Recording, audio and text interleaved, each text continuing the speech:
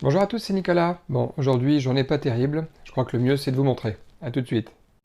Allez, c'est parti. Je vais shorter le titre PayPal, qui a fait un beau pullback depuis le début.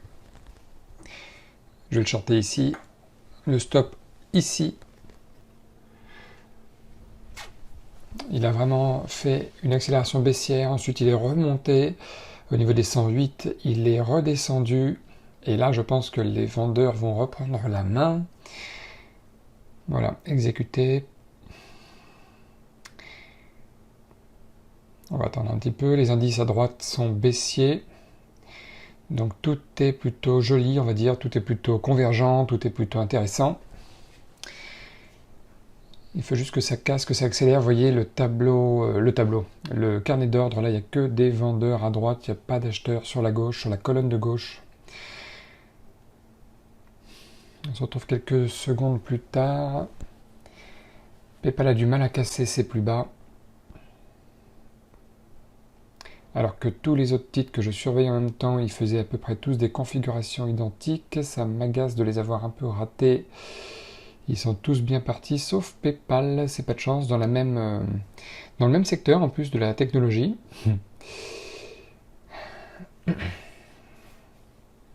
Bon, perte 90 $. Ah, ce titre-là, c'est la première fois que je vois ça, enfin, c'est peut-être la deuxième fois, plus 14 300%.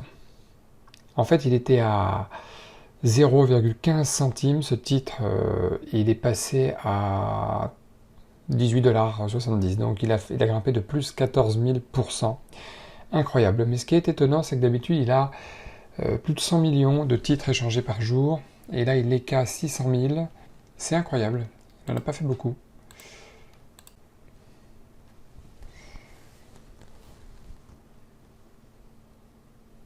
Alors, je reshort PayPal, comme vous avez vu. Je me suis fait stopper, ah oui, au centime près, à 107,65.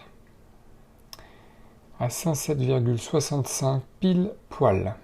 Pile poil, j'ai remis mon stop 1 centime plus haut, j'étais pas stoppé. Enfin, si j'avais mis mon stop, ça serait mieux. Je retente le coup. Quand le scénario est à nouveau valide, quand il refait une validation intéressante, faut pas hésiter à re-rentrer sur le titre, même si vous avez perdu sur celui-ci. Plus 72 $, j'attends que ça touche mon alerte ici, avant de penser à prendre des bénéfices. Entre-temps, le marché est remonté. Les indices un petit peu aussi. Il sent vraiment pas bon ce titre, il n'y a rien à faire, il ne sent pas bon, je vais penser à sortir. Ça veut pas y aller. Là ça sent l'arnaque. Bon, finalement j'ai perdu 15 $ de plus, 105 $ au total sur PayPal. Ça arrive. Alors, Tesla, je pense qu'il va remonter ici. Je vais essayer de choper une accélération. Là ça fait plusieurs dizaines de minutes que je le surveille. On est sur un graphique 1 minute, je vous rappelle. Allez. Tesla, ça fait plusieurs minutes qu'il consolide là, autour des 735, entre les 735 et les 740. J'attends qu'il casse les 745, mais déjà 70 $ de gain latent, 72, 80. C'est un petit peu tôt là pour prendre des bénéfices.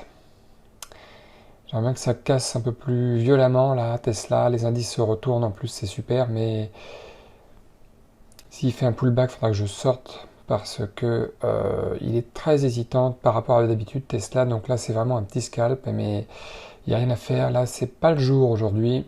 Je vais essayer de sortir avec un petit gain de rien du tout. Je vais essayer. Mais là, c'est pas très bon. Bon, c'est pas grave, hein, c'est comme ça. Il y a des jours où il faut pas insister. Je vais attendre un peu.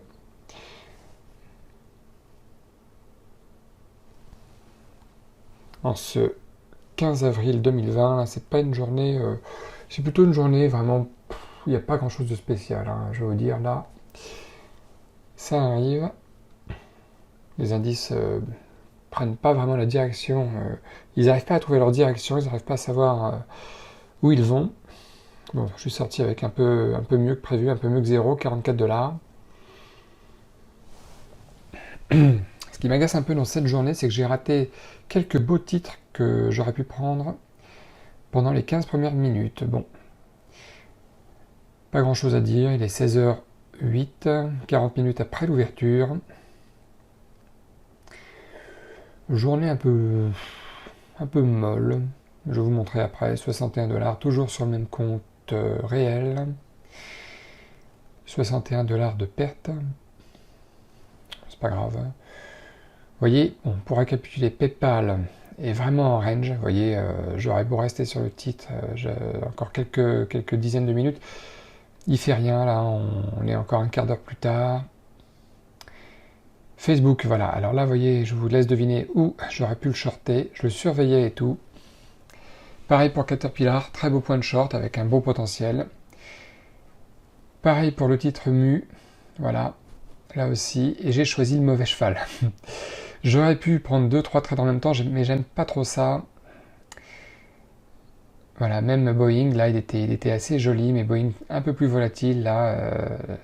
C'est plutôt les 3 autres que je regrette un peu, mais c'est comme ça. C'est un peu rageant de se faire le seul sur les 5 qui était le mauvais cheval, tout simplement. Merci beaucoup d'avoir regardé la vidéo. Donc le point important à retenir, c'est que quand il n'y a rien à faire, il faut vraiment pas se forcer. Hein. Ça, c'est la conclusion, je pense. Mais écoutez, merci beaucoup à vous. N'hésitez pas à laisser un commentaire, à vous abonner à la chaîne, c'est important. À laisser un pouce aussi, c'est très important. Et puis, moi, je vous dis à très bientôt pour de nouvelles vidéos trading. Allez, ciao, ciao.